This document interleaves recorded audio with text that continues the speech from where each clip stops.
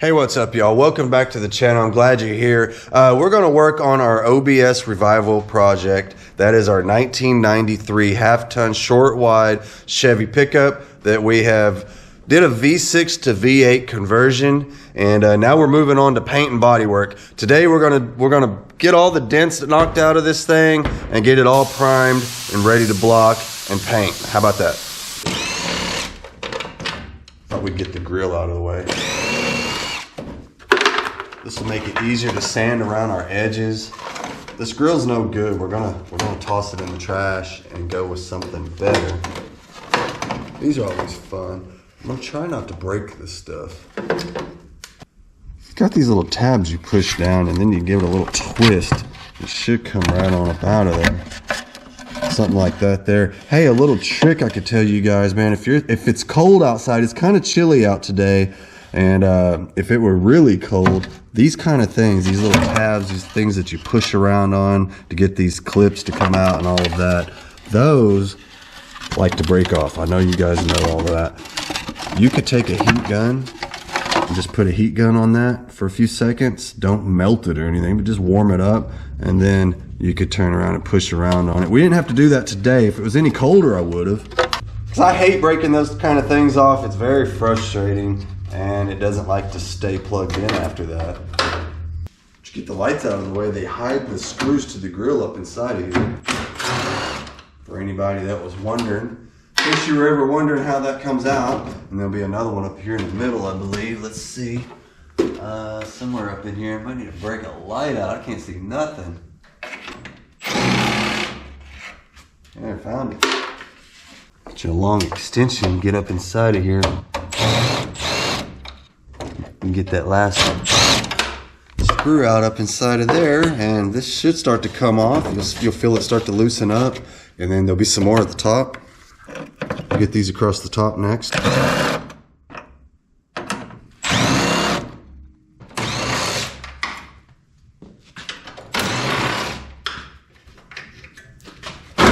Now we're getting loosened up.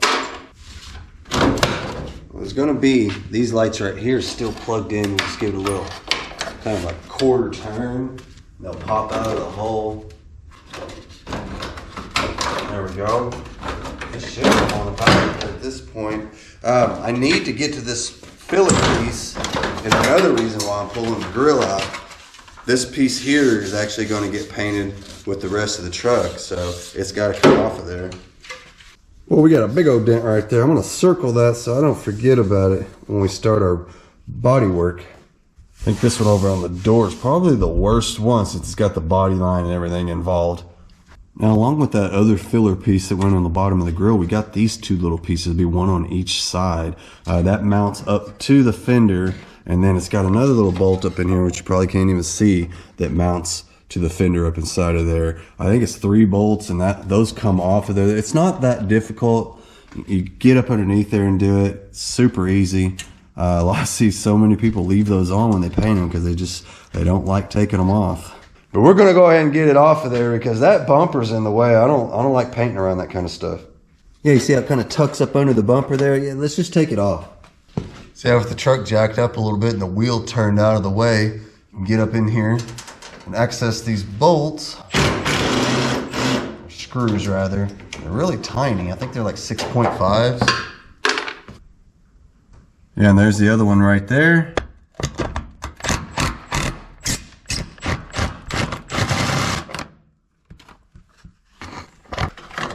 Now there's supposed to be 2 of these facing up.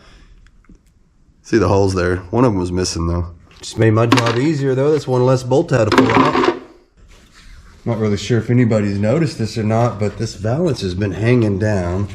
Common issue on these, and it's annoying the crap out of me. I'm tired of looking at it, so I'm gonna go ahead and fix it while I'm under here.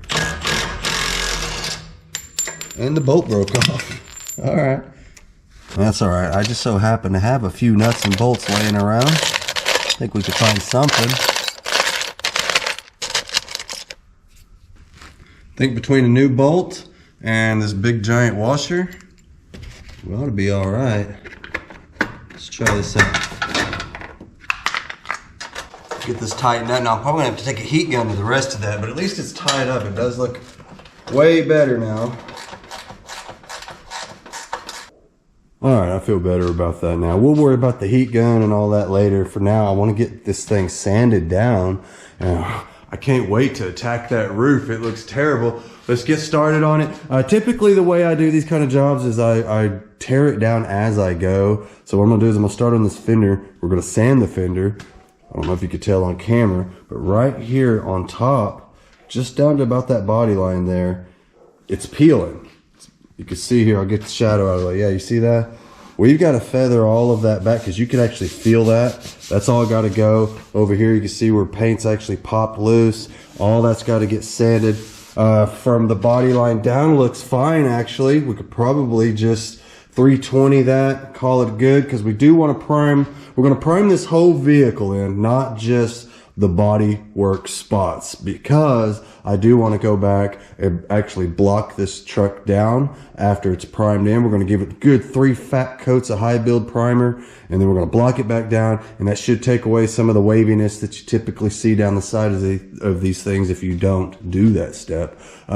When you got this much flaky paint that's got to come off of it, you're going to want to go back and prime those areas in really well. And this truck, even in the areas that it's not peeling, it kind of has a waviness, got a few little dings here and there, look like hail damage. And that thick primer, believe it or not, it will prime in most of that stuff to where by the time we're done blocking, we'll probably only have to go through and maybe just barely just wipe a few little spots here and there with some glazing putty or something like that, and then send it on to paint. And by send it on to paint, I mean send it to me, because I'm going to be the one doing that too. Got a fresh sanding disc. This is 120 grit on my palm sander here.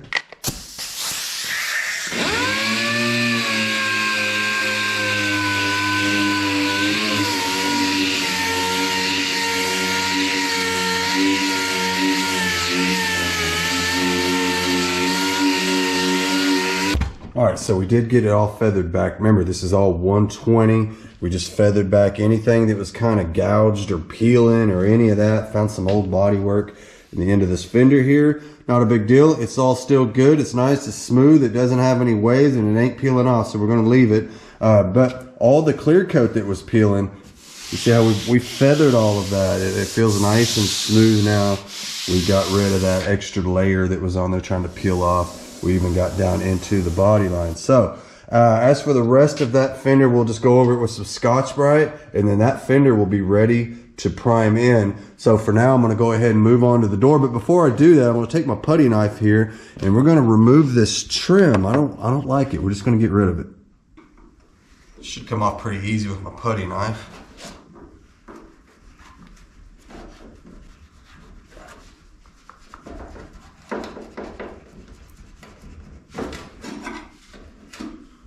I left some adhesive behind, but I've got a eraser wheel rather that goes on a drill that will erase that right off there, no problem. And then we'll get this stuff off the door too.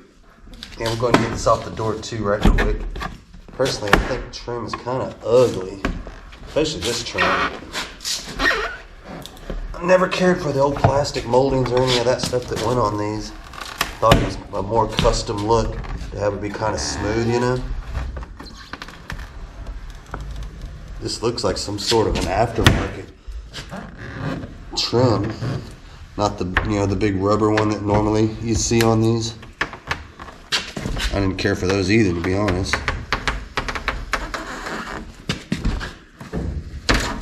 There we go. All right, now we can get our eraser wheel, which I got right here. You could buy these any paint supply store, I guess. I think Harbor Freight even has these. I guess the biggest tip I could give you on one of these, if you don't know already, is that they'll work equally as good going slow as they do going fast, but the benefit of going slow is you won't use up as much of the wheel. You see what I'm saying? This is an eraser, so it gets smaller, and the faster you spin this, the quicker you're going to work this wheel down, and it gets the glue so hot that it kind of starts to smear and melt rather than just kind of going away, you know? So I kind of slow it down a little bit is all I'm saying.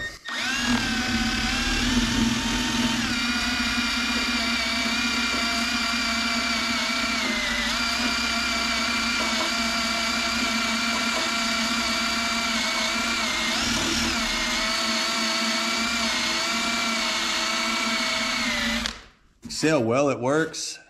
And there's no residue left behind because we didn't melt it and smear it all over the place.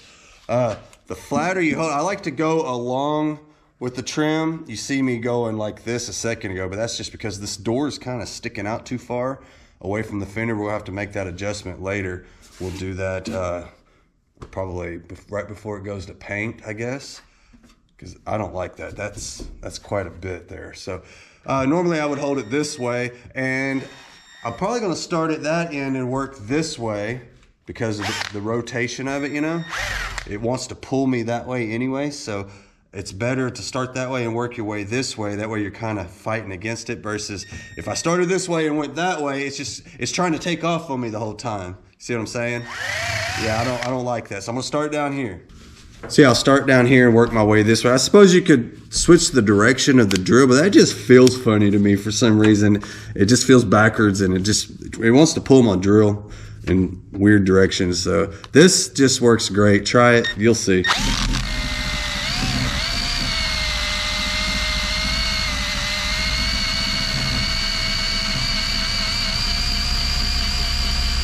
Okay, so now that we got that ugly trim off of there, I think I'm gonna come around inside of here and we're gonna start tearing this door down.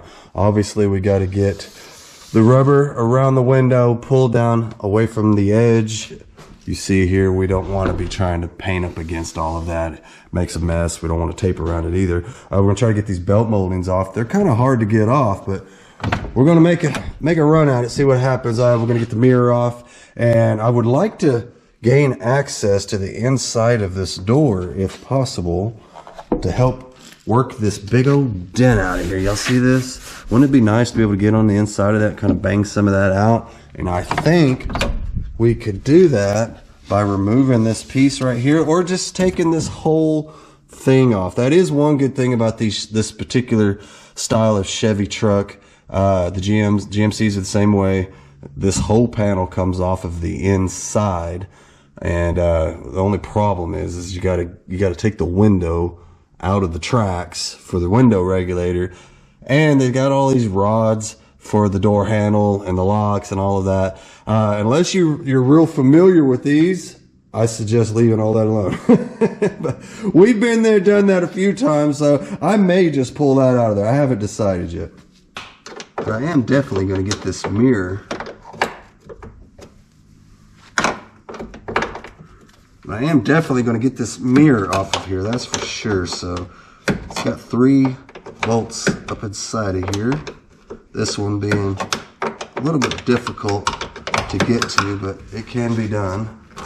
Yeah, once you get this guy out of the way, it's tucked away way up inside of there. They did not give us an access hole. Thanks a lot, General Motors.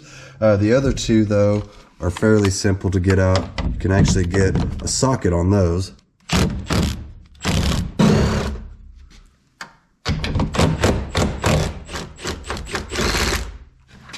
That should be it. That mirror should come right off of there. Easy enough. How many of you guys do this? Leave me a comment. I put all the nuts and bolts back where they go, most usually. That way I don't have to go back and hunt for them later. Otherwise, they go in the old coffee can. And I'll set this behind the back seat for safekeeping. Maybe it'll stand a chance back there and not get broken. So in case anybody's wondering how these switches come out of here, basically this trim piece just pops right off, and then it's got these little tabs right here, and you'll push these tabs, and when you do that, there'll be one on the top, one on the bottom, and then that releases the actual switch itself. That'll pop right on out of there like that. And then these will slide off of here. It's got a little clip on the back side that helps hold them in. You just push that clip up, and then these will slide right out of the trim piece. Kind of a pain in the butt if you don't know, but easy enough to figure out, I guess. So a lot of these older cars, they won't have a plug over here in the jamb like some of the newer cars. So you can't just unplug this and remove everything. You have to actually chase the whole wiring harness back out through the door. And that can be a little bit challenging sometimes if you're not used to it. I did it in the body shop for years, so I've been there, did that, I guess. I don't know. Doesn't seem like a big deal after you've done it a handful of times. I'll say that. You see what I did? I just traced the path of that harness, and now I will take my trim tool and we will go through and remove it off of this panel.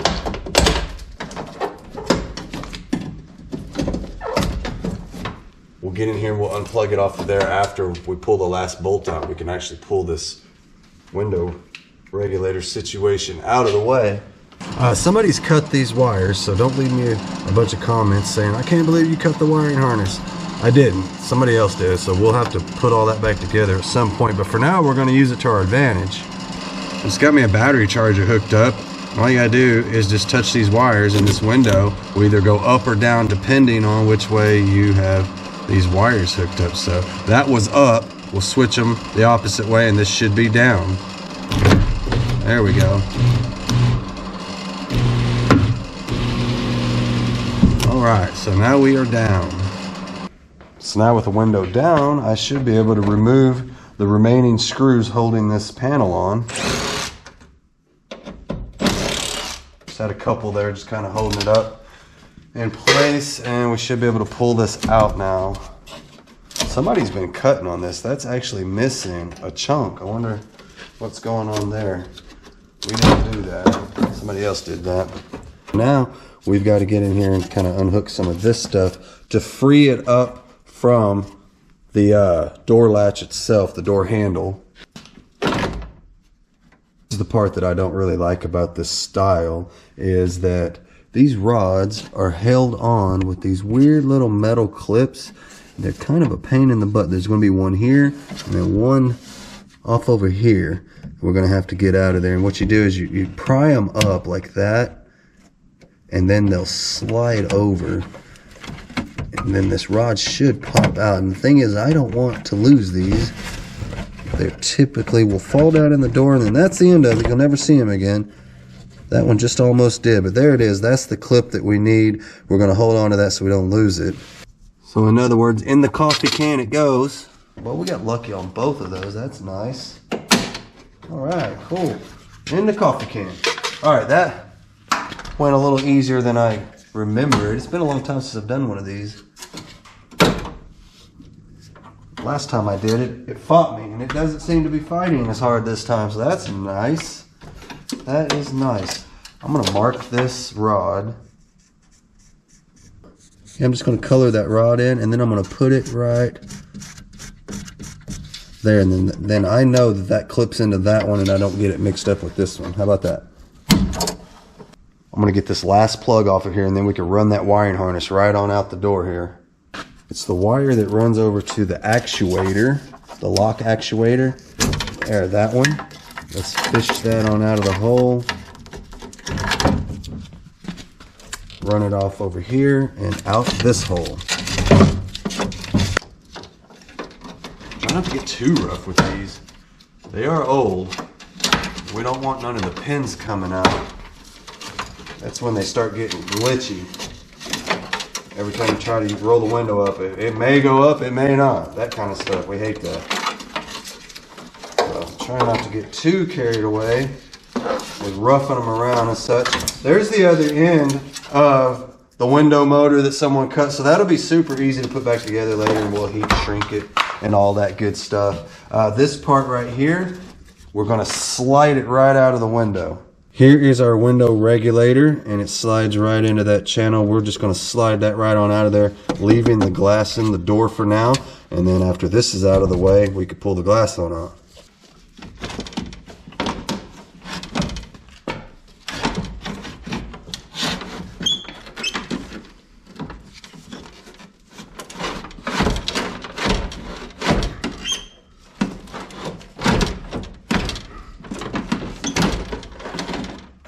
All right, we did manage to get it off, and we didn't even break the rollers off. Look at that, nice. So you're gonna be tempted to try to slide that glass on up out of there, but with this belt molding still in the way, that thing right there doesn't like to come up out of there. So I suggest trying to pull that off first. I got me this belt molding removal tool. I've had this thing for years and years. I don't even remember where I bought it or how much it was, but it couldn't have been more than a few dollars, I wouldn't think. maybe 10 bucks tops. All this does is go down in here, catch on the bottom of these, and you just give it just a slight little turn, and it'll get it broke free from that channel, and then it should come on up out of here. I'll show you what I'm talking about on the inside of here. Yeah, you see how that just slides right in there, kind of gets up in behind there, and you see what I'm talking about. I'll just do that little number there while I pull up on it a little bit, and it will get it out of the way. That worked too good, actually. That thing was so scared of that tool, it jumped right off the damn truck. This is in good shape. It's not broken or cracked or anything, so I do want to be careful with these and not tear it up.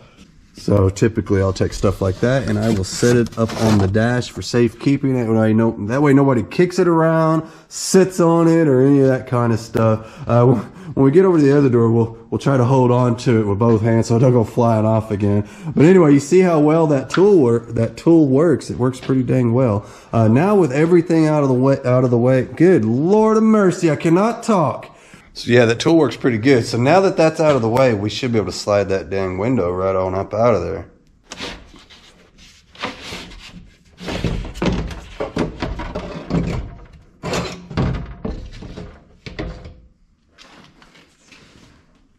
Now we can pull these moldings down.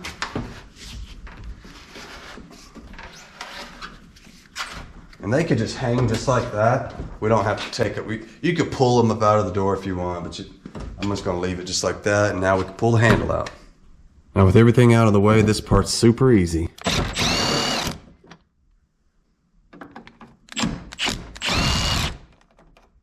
I thought it was kind of funny. Somebody's already been in here. So this is right where our dent is. This is the reason I wanted to take this whole thing out anyways, because look, man, we gained access in here, so we'll be able to pop most of that dent out from the inside, no problem. I'll show you here in just a second, but you see this here, a lot of you guys know exactly what that is. That's burn through from a stud gun. Somebody has welded studs on the outside of this to do body work in the past, and they didn't come in here. You're supposed to go through and spray that stuff so it doesn't rust later, but they didn't do that. They left that part out. It happens. Probably slipped their mind. But let's see if we could get this dent to come out a little bit. Yep, took it right in the old body line there. That's never good. Let's give it a little something here, see what happens.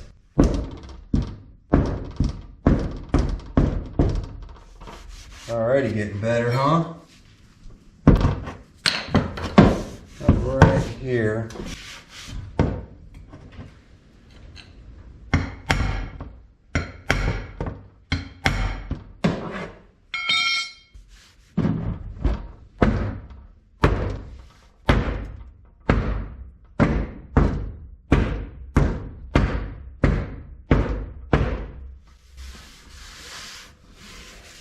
More down here, huh?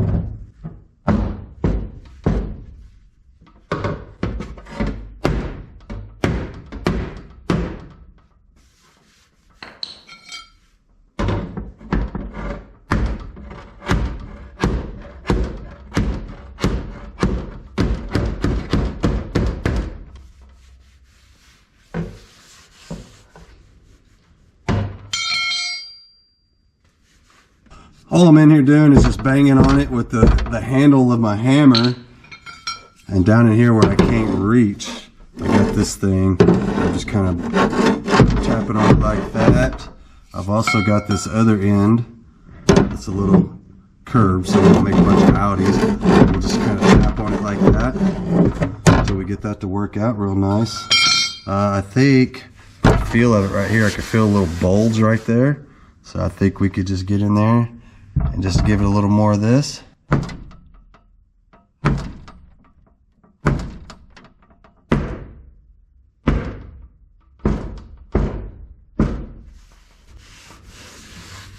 That's feeling so much better. So we're working down in here, and then I just happened to look up. Well, they left a bunch of those burn marks. This thing's been in the body shop before. Okay, so we got that dent looking way better than it was. I think it's pretty dang close to being able to fill it in with a little bit of filler. Just gonna need a little skim coat, nothing major. As for the rest of the door, I think we could probably just 320 grit this door. I don't really see much of a reason to go hit it with the 120 like we did on the Fender. The Fender needed a little bit more aggressive because it had a lot of clear coat peeling off of it that needed to be feathered back, but the door doesn't seem to have that. So I think we could get away with a finer grit.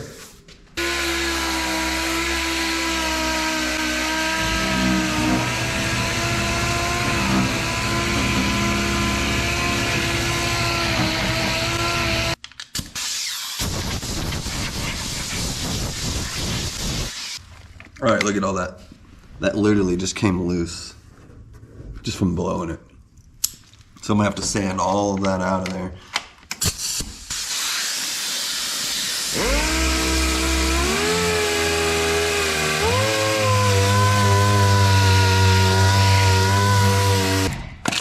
Okay, so I'm working all this down with 80 grit.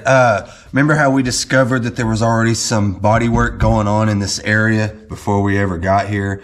Hence the welding stud marks on the inside. Remember that? Well, when we knocked that dent back out, we knocked the old body man's filler loose. So we've definitely got to go through and sand all that back out and start over. So that's what I'm doing right here.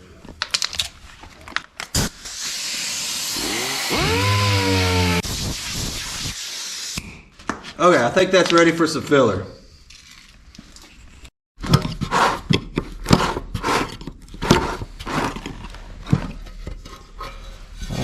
Here's our filler. You know, this is unsponsored content. We get this from a local paint and body supply shop in Oklahoma City. It seems to work just fine. If you're interested in body filler that sands down pretty good. You know, that's kind of the thing, is you want something that sands easy. And this seems to sand just fine. So anyway, we'll get some of this dug out of here. And then we'll mix our hardener in there and we'll go smear it all over that truck. How about that?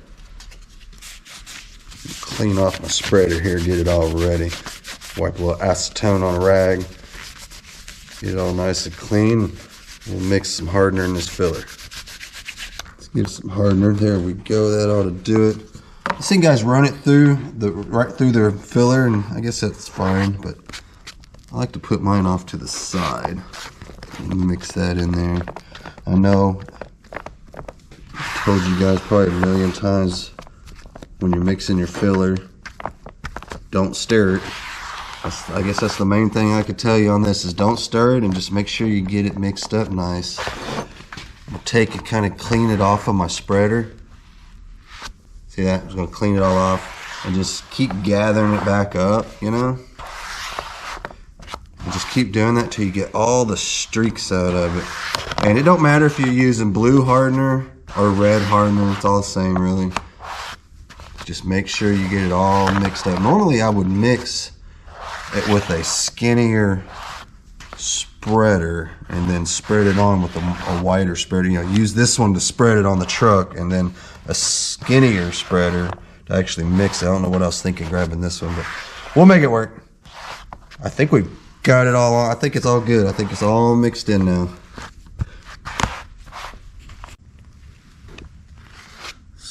Start wiping this on here. When you're putting your filler on, it helps to kind of get it squished on there really good. Sometimes you might want to wipe it back and forth in opposite directions. You're working that air out of it, you know? You don't want to get like air bubbles in it. That causes pinholes and stuff. Don't want pinholes. I'm trying to get all this in one pass so we don't have to come back and add any more. And what we'll do is we'll work this down with 36 grit, and then we could come back with some glaze, and just the glaze is just going to get the 36 grit scratches covered up. We'll work that down. I'll show you here in just a minute. In case you're new to the process, we'll take you through that phase 2 here in just a minute.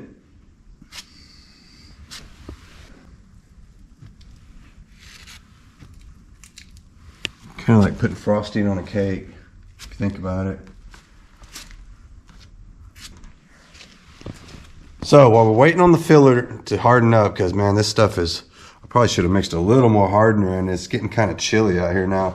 Anyway, while we're waiting on that, we're just going to move ahead. We're going to start working down some of this flaky paint. We got to get all that off of there. Just using my 80 grit on my palm sander. I'm just going to go to town on this thing.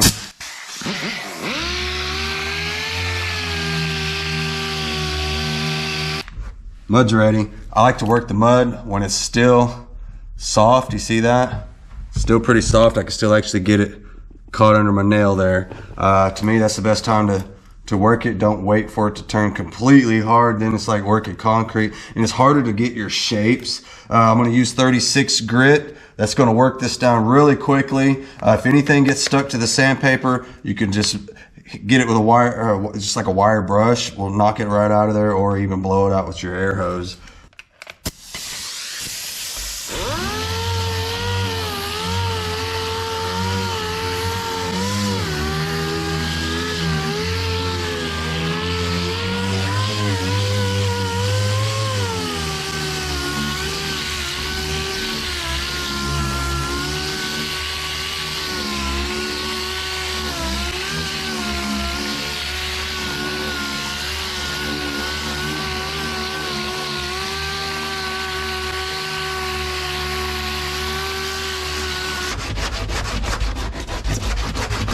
I'm gonna start my block work now. That's what it looks like after going over it with the DA. Got it pretty close, what we call roughed in, and now we'll fine tune it with the block, and then we'll hit it with the glaze. All right, so here we are. I went ahead and hit all of that with a wire wheel on a grinder and just worked all of this, and you can see that's what it looked like before. I just worked all that crap right off of there, and then ran over it with some 80 grit, and I'll finish it up with some 120, and then we could prime it. It just seems to be the fastest way to get all that loose crap off of there. You could get these right here for your angle grinder. I think they're 4-inch if I remember right. Harbor Freight, I don't know, $5-6 a piece, I guess. I should be able to do the whole truck with just one of these. You may want to get a face shield when you use these. These things, these little wires go flying off, and man, you don't want one to hit you in the eye. I've got glasses on. Technically, I should probably have safety glasses at least, but do yourself a favor. Just go ahead and get you a face shield, because these will poke right into your face. It's crazy. I get them all in my hands and my knuckles and everything, all in my clothes. Get a face shield.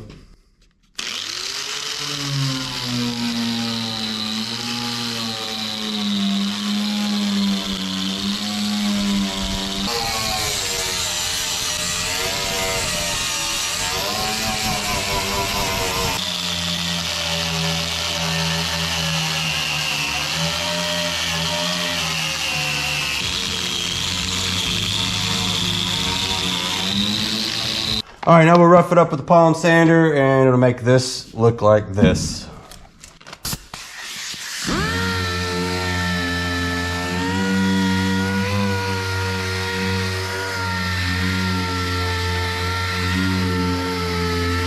Okay, so just in case you guys weren't clear, we went over it with 80 grit first after the wire wheel.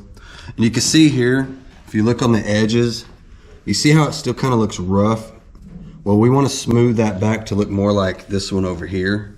That's what we're doing. That's why we're going back over it with the 120 grit. That gives it a nice, what they call a feather. That way, if you were to rub your hand on this, you would not feel that, because it's such a nice, smooth transition. If you were to feel over here, you can actually still feel an edge. So that's why we work it down to the 120 instead of just leaving it in the 80 grit, in case you were wondering, because I know some people ask me like, well, you already sanded it once, why do you have to go over it again? Well, that's why. It's because we changed grits.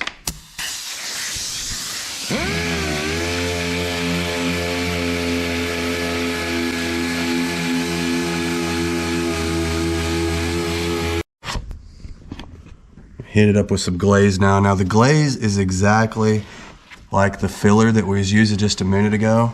As far as mixing goes, just a little bit of hardener in there and you'll be good to go. It's really nice and thin. That's what I like about it. It'll be nice and easy to sand when it's all hardened up. And this is just going to fill in all of our little sandpaper scratches, because remember that was 36 grit that we worked that with just now. That is very gritty stuff, so this is exactly what we want. We want to smear all this on there, fill that up, because if we tried to just depend on our primer, that primer will shrink, and then you'll see these scratches later on, especially on like a warm summer day. So typically the way I do it, I just concentrate on getting it on the vehicle first. I'm not really worried about getting it all pretty just yet. My main thing is to get it off of this board and onto this truck before it hardens up. I do not want to waste it. This stuff, it's not terribly expensive, but it's not cheap either. And it costs me a trip to the city every time I gotta get this stuff. So last thing I want to do is run out right in the middle of a dent, right? So, you see, I'm just getting it on there. We're just kind of working it back and forth, kind of working the air out of it. Kind of looks kind of crappy at first. That's why I got that wide spreader. We'll go back over it at the end with that nice wide spreader, smooth everything out really good. The smoother you get it on, the easier it is to sand it back out, because we're going to be switching grits again. We worked that filler with that 36 grit, but this will work with 80 grit, and we'll finish it up with like 120 or maybe even 180 before we prime.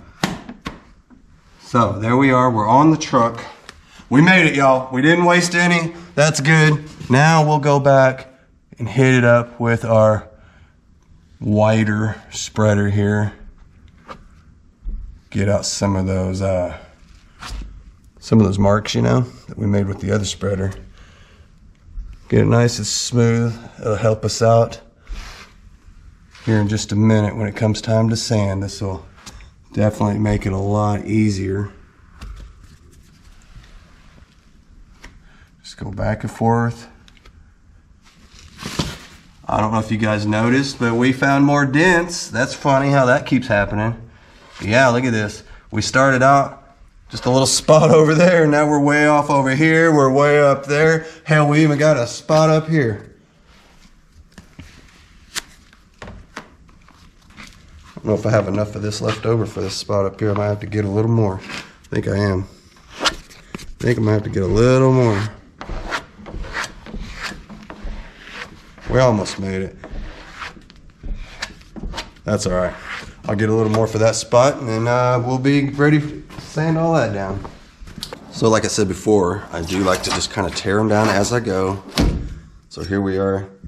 I'm gonna get this emblem off of here. Customer does not want that emblem back on there, nor does he want any of the trim back on here, which I wholeheartedly agree with. I don't like none of that stuff either. Not on these.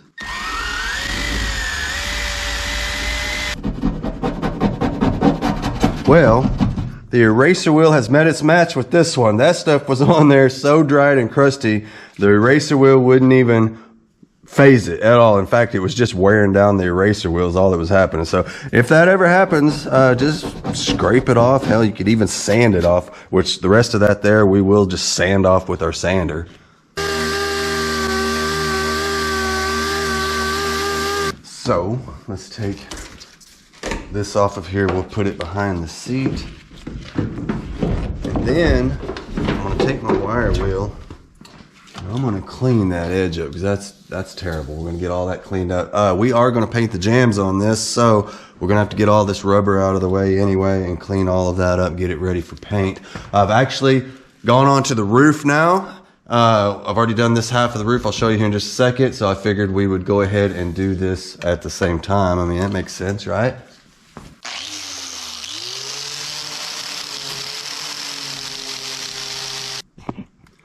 That old roof is actually cleaning up pretty nice. I mean, this is what it looked like before, and this is just after some 120 grit sandpaper on the old palm sander. It's working that old surface rust off really well. This is bare metal, and our primer will not want to stick to bare metal unless it's a DTM primer, which is direct to metal primer. You're going to want to use something in between the primer and the bare metal.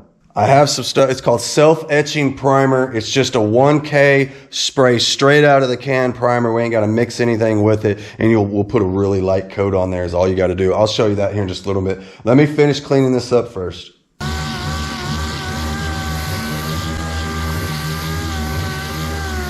Okay, y'all, so I've got this side completely prepped and ready to go. I've even got the whole roof done, ready to go. I got to clean all that off, but it's ready. I went through and I've scuffed all around my edges with some red Scotch-Brite, all up inside of there, all around inside of the wheel wells, all that stuff, all around the windows.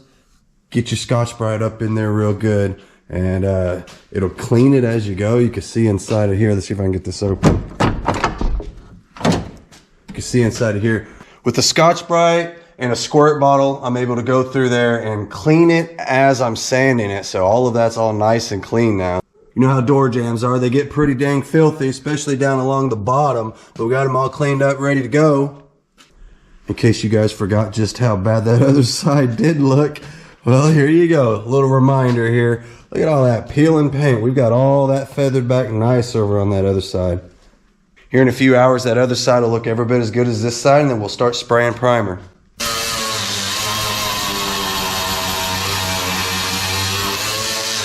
Did y'all see all of those circles all over this thing? I mean, this passenger side is loaded with hail damage. Here, this is a self-etching primer. It will etch itself right into that bare metal. You can see here, it adheres to steel, stainless steel, aluminum, and chrome. Those are some pretty big expectations to get this stuff to stick to chrome, but they swear that it does. I've never actually tried it, but I guess that would be the way to go if you were going to spray a chrome bumper. Let's say you would actually want to prep the bumper just the same as you would any other panel, and then spray this on first, and then you could continue on with your primers and your sealers, your base coats, all of that kind of stuff. But this would need to go on first. Now this stuff right here actually sprays right out of the can. You don't have to mix anything with it as far as hardeners or anything like that. Alrighty, so we're done tacking off. Sometimes I like to blow a little bit of air as I'm tacking with the paint gun itself. If you just pull the trigger halfway, only air comes out, for those of you that didn't know, and you can use it as a blower. And what happens is when you're using your tack cloth, you're kind of, anything on the surface that may not stick to the tack cloth, you'll just kind of blow it away. So anyway, let's see if we can get a coat of this on. The thing about the etching primer is you don't have to spray a solid coat. You're just going to kind of spray what we in the paint business call a piss coat. You're just barely covering up the surface is all you want to do.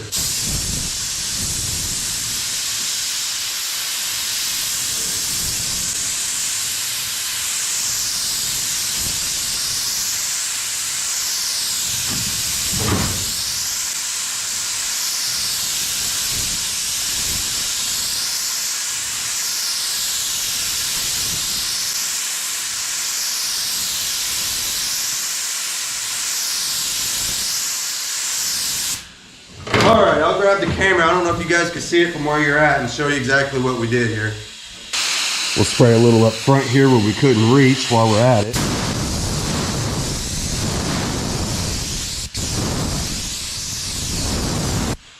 And we'll go down our edges right there too. So do you see what I'm talking about? How you can still kind of see through it? We didn't put like solid coats on it where we're trying to do an overlap and all that kind of stuff. We just needed just enough on the surface that it'll etch into there, and we'll be good to go for our next coat of the actual filler primer now. And we won't have to sand this either. We only got to let this dry for 15 minutes or so, and we could go right over the top of it with our filler primer. Oh, and since there was no hardeners involved, we could pour what we didn't use right back into the can, save it for later. So now for the thick stuff. This stuff is ridiculously thick. And it will take a catalyst, a hardener, or it will never dry. So don't forget that part. The stuff also has a reducer because it's so thick. You will actually want to reduce it down a little bit. It's a 4 1-to-1 mix, meaning 4 parts of the primer itself, 1 part of the reducer, and 1 part of the hardener. Alrighty, I gave that a good 20 minutes to dry. It ought to be good to go. Let's hit it.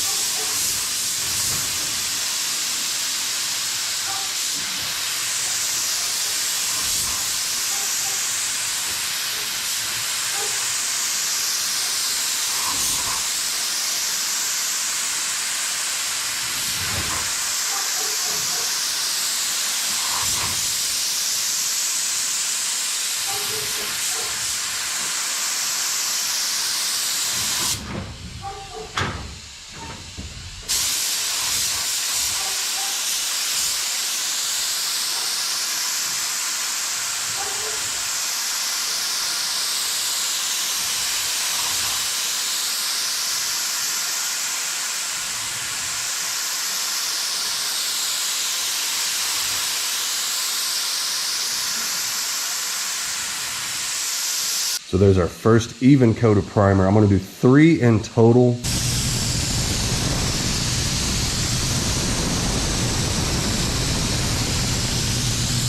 So we've got all of our primer up there that we want. I'm gonna go over it with what we call guide coat. You can use just some flat black semi-gloss spray paint. Don't use glossy, it'll gum up your sandpaper later. Or you can buy actual guide coat, which is what I've got here. This was sent to us by a subscriber, very much appreciated. All we do is just barely dust it on there like that. Really just misting it on there is all I'm doing. And what this is gonna do is give us something to guide us through our block sanding. You see, we're gonna go through there, we're gonna block all of this stuff out, and if there's any black left behind, you see that? If there's any of that left behind, it's gonna tell you that's a low spot and you're gonna wanna address it. You don't necessarily have to use the guide coat. A lot of times when you sand on this primer, it'll lighten up, it'll become a lighter shade, you know, and you'll be able to kind of see the low spots, but this stuff does help for sure. So all that's left is to let that dry and we can start blocking it down. We'll show you that here in just a little bit. I do have a few other areas that need some primer on them, so we will move on and do those next. And then we're gonna have a block party. Lots of block sanding.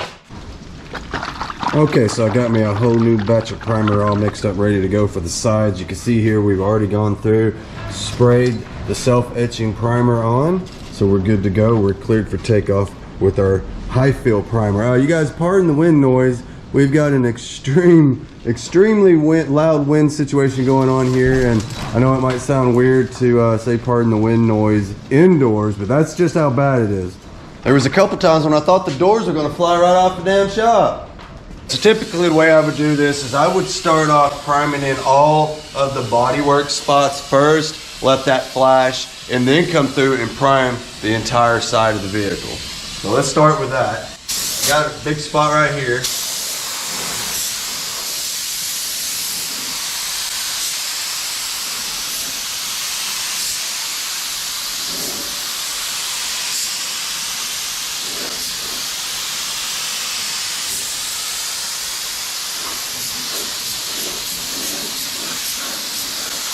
Yeah, something like that. We'll do that on both sides. There's some more work over on the other side that needs to get primed in.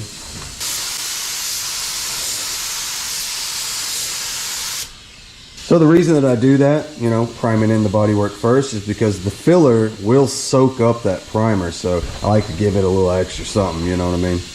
Well, I think we let it sit long enough. Let's hammer the whole side with one even coat. How about that?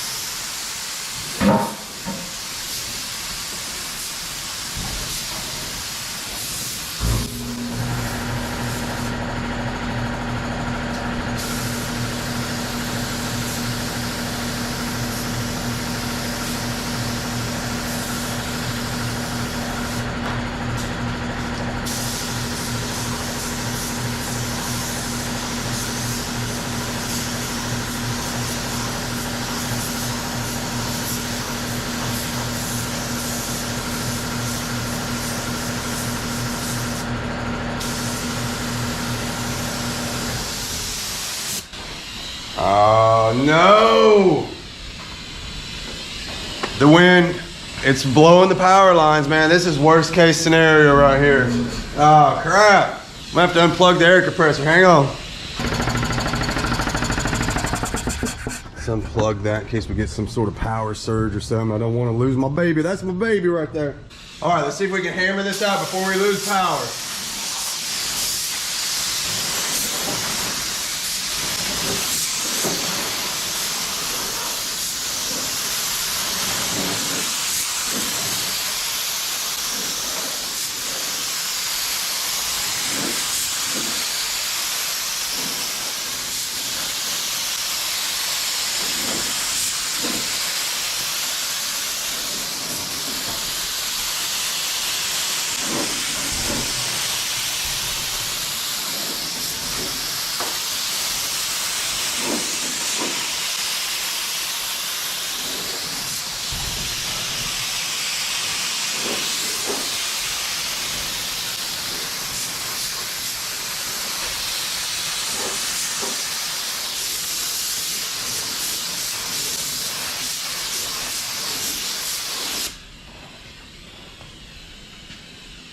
Right, looks pretty good.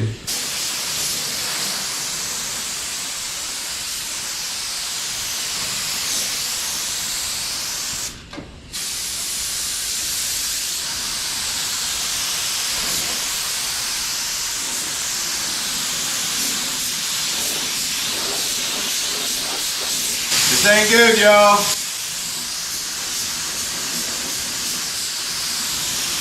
This ain't good at all. Yeah, they said we was gonna have 70-mile-an-hour winds today, and I believe it.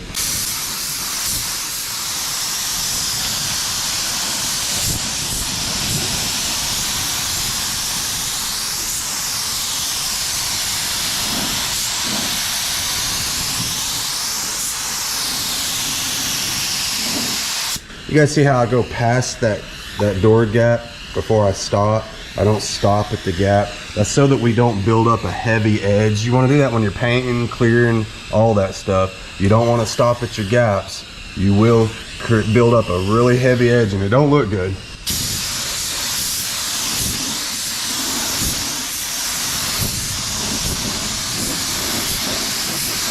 And before you guys get on to me about my masking, this was a loose mask just for priming. And remember, this stuff is super thick. It hardly has any overspray at all. So we might get a little bit on the tires, but those are just some old salvage tires that we use just to roll these things around with. So won't be a big loss.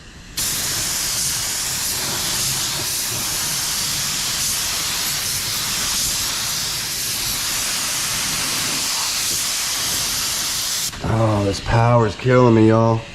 I'm gonna be out here spraying by candlelight if we don't hurry. Well, all right, so the electric did come back on long enough to get this thing primed in and everything. We're good to go there. The wind is just unbelievable. We're actually losing pieces of the shop as we're working. I mean, yeah, look at there. We got ourselves a new window. I'm not gonna lie, y'all, that's a little bit stressful listening to the wind just kind of rip my shop apart while I'm just in here casually plugging away. But hey, look at that. We have a dent-free truck. That's pretty cool. Remember all that peel and paint and it just looked terrible. This truck actually looks pretty decent. I would drive it like this, believe it or not. I used to do that when I was younger. I'd get them in and knock the dents out of them, get them all primed up, slam down on the ground and just drive them. I didn't need no stinking paint. Some of you guys are probably wondering, where's the hood at? How come you didn't do the hood? Well, the hood is sitting over here. Well, you can see if we didn't do the hood, that's because I ran out of primer. So yeah, it's time to head back to the store and get some supplies. We're out. I should probably swing by the lumber yard too while I'm at it, huh? Alrighty, you guys, this wind has gotten ridiculous. There's fires popping up like all over the state. It'd probably be a wise move for me to go ahead and cut the video here. I'm gonna get in the house, start paying a little closer attention to what's going on. They're giving evacuation orders to towns, you know, a little further away from here, but now's the time I think I should probably start paying attention to what's going on. Luckily we did get through this, and you know what, we're gonna all say our prayers and hope that everybody gets out of this this situation with the wind and the fires and everything without losing their property or their lives. So anyway, I'm gonna go ahead and get on out of here. Next time you guys see this truck, we'll have it back from the transmission shop, and we'll start the blocking process rather, and get all this blocked out and get it that much closer to paint.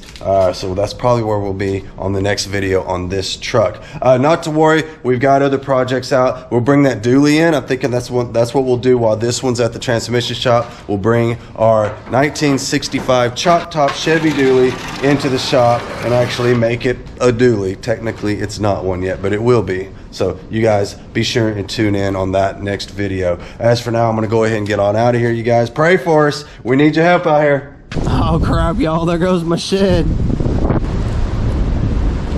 Yeah, the whole sky is smoky. Look at this. Oh crap, now we're trapped. That's really not good.